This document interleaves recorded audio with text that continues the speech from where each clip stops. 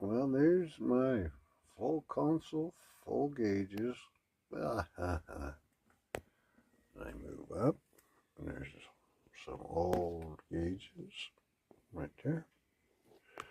Move up even further, you can see I got my dash out.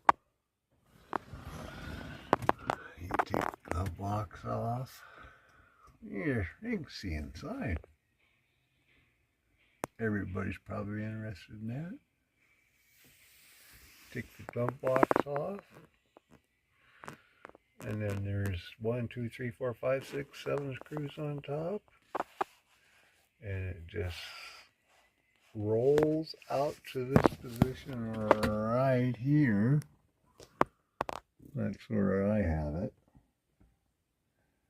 And I'm trying to get all my lights working on my integrated circuit board that the 66 Impala has.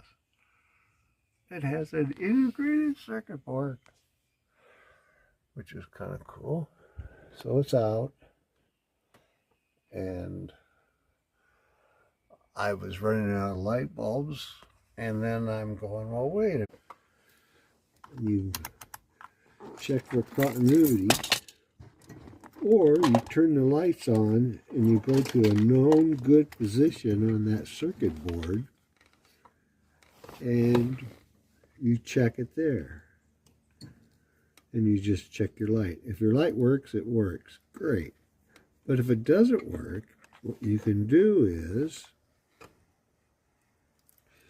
let's see, does this one? No, this one's good.